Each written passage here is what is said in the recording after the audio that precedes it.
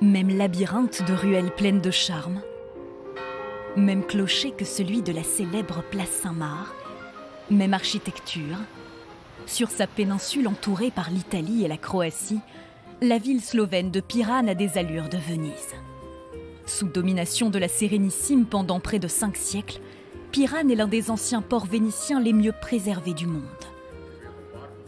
La ville, située au bord de l'Adriatique, n'est qu'à une trentaine de kilomètres de l'Italie. Et dans son cœur historique, il flotte un air de Dolce Vita. C'est cette atmosphère qu'adore Mateja Dolens. Cette habitante de Pirane est guide touristique indépendante depuis 13 ans. Cette Slovène connaît chaque détail de sa ville et de son histoire, intimement liée à celle de Venise. Je ressens ce côté calme, ce côté romantique aussi. Les maisons s'embrassent, il y a les petites cours, petites places. On peut se parler avec les voisins de la fenêtre à l'autre. On peut s'appeler. Tout le monde se connaît. Le dialecte vénitien, istrien, italien, slovène, 600 années de domination vénitienne n'est pas peu. Un passé vénitien qui se lit encore aujourd'hui dans l'architecture gothique des bâtiments de la ville, autrefois prospère grâce au commerce du sel de ses marais salants. Pendant les temps vénitiens, pendant le XVIe siècle, cette place, en effet, était un port intérieur. Et un monsieur de la famille très noble, très vénitienne, vient ici, tombe amoureux d'une belle fille. Et pour prouver cet amour, cette dévotion, il lui fait construire cette maison. Les gens sont jaloux. Alors le couple, il met plein d'ornements, de décors sur la première façade pour protéger l'amour, pour protéger leur demeure. Cette dame, elle attendait son amoureux sur ce merveilleux balcon. Et moi, je vous invite à visiter la petite maison des amours. Voilà. Bonjour ma chère Tonka. Ciao, bonjour. Depuis 7 ans, Tonka et son mari travaillent dans cette maison vénitienne transformée aujourd'hui en boutique, en galerie d'art et en chambre d'hôte. Son balcon, encore orné de décorations dans le style gothique de la Cité des Doges, domine la pittoresque place Tartini, le cœur de la ville. Il y a 11 maisons vénitiennes à Pirane et la nôtre est la plus célèbre. C'est une merveille.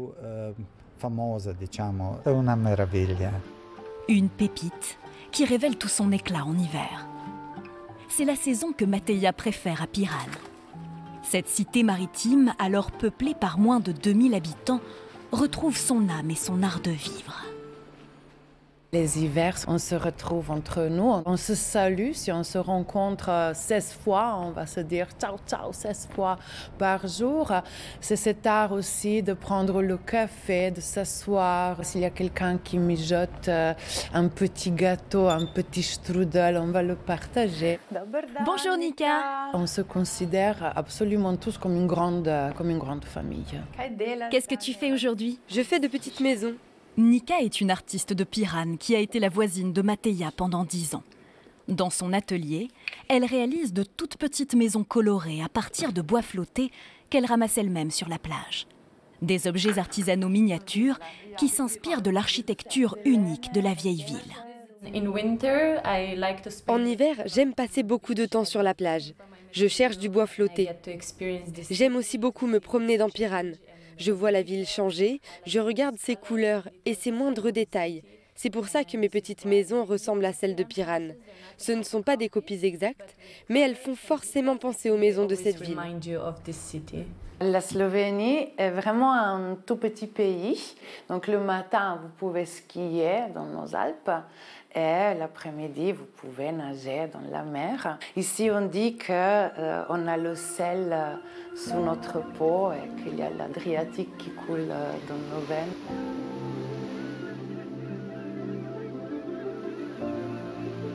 Pirane est la perle slovène de l'Adriatique. Elle brille par son phare depuis l'Antiquité. C'est lui qui a donné son nom à la ville. Pir, Piros, Piran, qui veut dire le feu, la couleur rouge. Et les anciens Grecs étaient en train d'allumer les feux sur la pointe de la péninsule pour prévenir les capitaines, les navires qui naviguaient vers la ville de Trieste, qui sont sur la bonne voie maritime. Ce n'est pas le phare qui a la plus belle vue sur la cité maritime.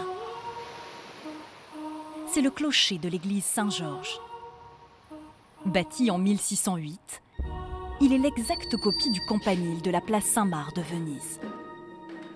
Zorko Baitz, le curé de la paroisse de Piran, nous conduit à son sommet. Pour se rendre à près de 46 mètres de haut, il faut monter 147 marches avant de découvrir une vue à couper le souffle.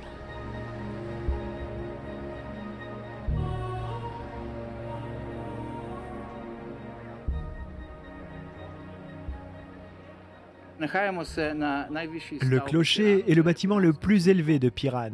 D'ici, nous avons une vue extraordinaire sur 3 pays, l'Italie, la Croatie et bien sûr la Slovénie. Le clocher de Piran est une copie d'un clocher de Venise. Mais cette copie est plus ancienne que l'original. Notre clocher est ici depuis 400 ans, alors que le clocher vénitien était reconstruit car il s'est effondré il y a 100 ans. Zorko est à la tête de la paroisse de Piran, qui compte 10 églises. Celle de Saint-Georges, le saint patron de la ville, abrite des merveilles d'art sacré, comme ce tableau du XIXe siècle, qui est la plus grande peinture à l'huile de Slovénie. Petit à petit, Piran et ses secrets se révèlent au monde de façon étonnante. Ces dernières années, nous avons eu des productions indiennes de Bollywood ou de Corée du Sud. Et cette année, nous avons reçu une production hollywoodienne. C'est un beau décor pour de nombreux films.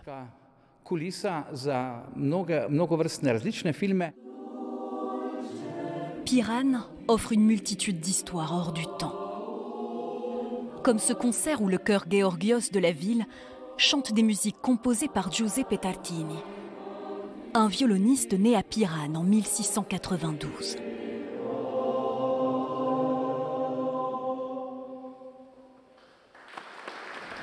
C'est tout un symbole. Pour nous, c'est un honneur de chanter les morceaux de Tartini et de le faire ici, dans notre église. Il me semble que chanter rend joyeux et nous ouvre l'âme. On éprouve du bonheur et on le partage avec ceux qui nous écoutent. C'est une très belle chose pour tout le monde. Écrin de culture au carrefour des civilisations depuis l'Antiquité, la ville slovène de Piran ensorcelle les voyageurs et ses habitants, tout en illuminant l'Adriatique comme un joyau étincelant à 200 km de Venise.